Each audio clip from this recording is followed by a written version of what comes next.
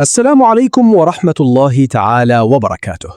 يا هلا بيك، واليوم الموعد مع كبير آسيا نادي الهلال ضد دانة سيهات نادي الخليج في دوري روشن السعودي.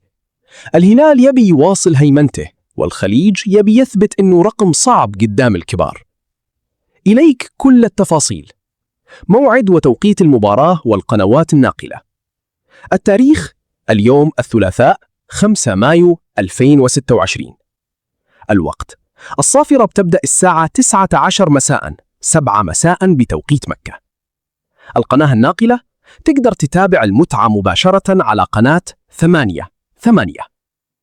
أجواء المباراة: شوف يا غالي، الهلال الحين في عز قوته وما يرحم أي خصم يوقف قدامه، خاصة وإنه يبي يخلص الدوري بدري ويفرح جماهيره.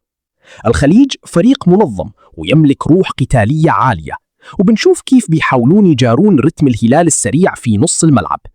الأجواء بتكون هلالية طاغية، والكل ينتظر سهرة كروية فيها أهداف ولمسات فنية راقية.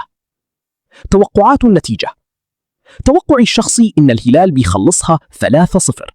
الفوارق الفنية تميل لصالح الزعيم بشكل كبير، ولو الخليج استغلوا المرتدات ممكن تخلص المباراة 3-1 لصالح الهلال.